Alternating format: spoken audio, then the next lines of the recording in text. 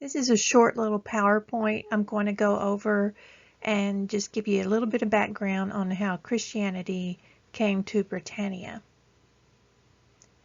I'll read the slides, but I'll also speak off the cuff. So at the end of the 6th century, all the English kingdoms that were located in the southeast were pagan. After Rome had called their soldiers home in 480 AD, Britannia did away with Christianity and returned to paganism.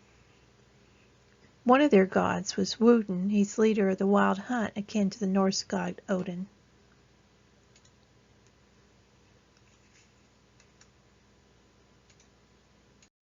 Ethelbert of Kent was the first English king to convert to Christianity. His wife Bertha, a Frankish princess, was a practicing Christian, and they married in 580 on condition that she can continue to practice her religion. He restores a Roman church for her in Canterbury. At 616, Ethelbert dies, and his sons, who are not converted, return to paganism. His daughter, however, does convert and marries King Edwin, who converts along with his warriors. You should know the term comitatus. It will be on your exam. And it is a system whereby a warband ties with a leader by oath of fealty. And it describes the relations between a lord and his retainer or thanes. So if the lord or the warrior king converts to Christianity, then his followers also convert to Christianity. Early in the 7th century, Raoald of East Anglia visits Kent.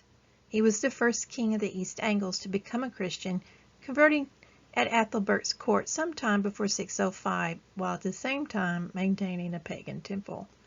In receiving the faith, he helped to ensure the survival of Christianity in East Anglia, and he's generally considered by most historians to be the most favored candidate for the occupant of the Sutton Hoo ship burial, although other theories have been advanced.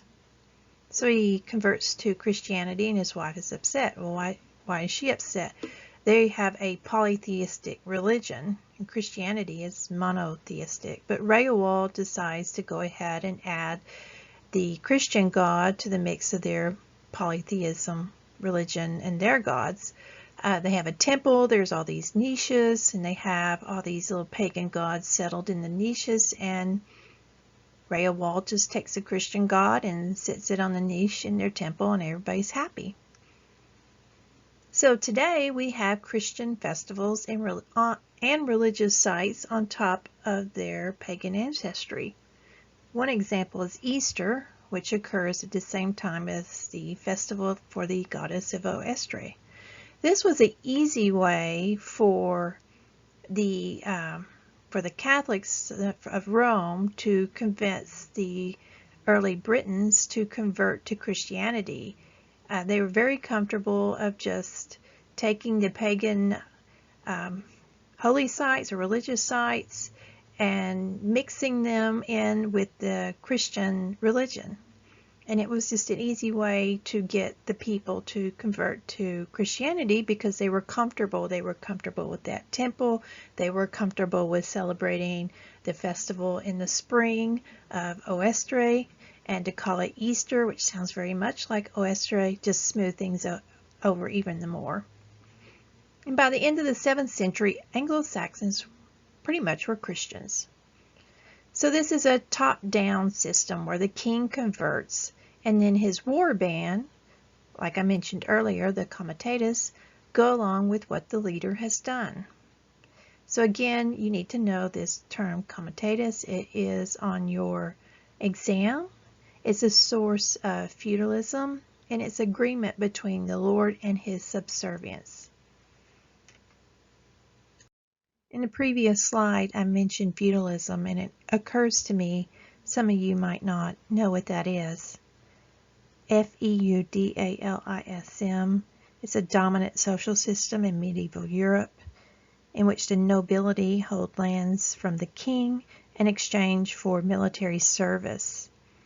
And the vassals were in turn tenants of the nobles, the feudal lords, while the peasants, who were called villeins or serfs, S-E-R-F-S, were obliged to live on their lord's land and give give him homage, labor, and a share of the produce, notionally in exchange for military protection. So this was a two-way system.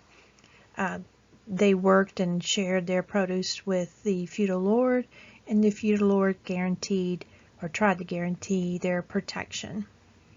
The vassals followed the lord, and in return they got a portion of the spoils of war, much like in Beowulf, when we see Hrothgar giving Beowulf treasures for his service. So we'll get back to the slide. And Pope Gregory, in the 6th century, or at the end of the 6th century, Pope Gregory of Italy sends Augustine to England. Augustine's the first bishop for the English, and he's the one that, Pope Gregory is the one that recommends to Augustine to reconsecrate pagan temples and retrofit pagan festivities, resulting in no martyrs. And then Augustine becomes Saint Augustine of Canterbury in Kent. So we'll end this presentation with this great little anecdote about Pope Gregory the Great seeing Angle slaves. They had blonde hair, and he thought they looked like angels. So according to Bede in his History of the English People, the story goes Pope Gregory the Great saw some fair-haired and fair-skinned slaves in a slave market in Italy, and was told that they were angles. Not angles, but angels, he replied. You have to remember that he is in Italy and was seeing people with blonde hair for the first time. He felt they looked angelic. Some speculate this is why Gregory sent Augustine to Britannia. It was a lovely pun, according to the BBC, where I get this story.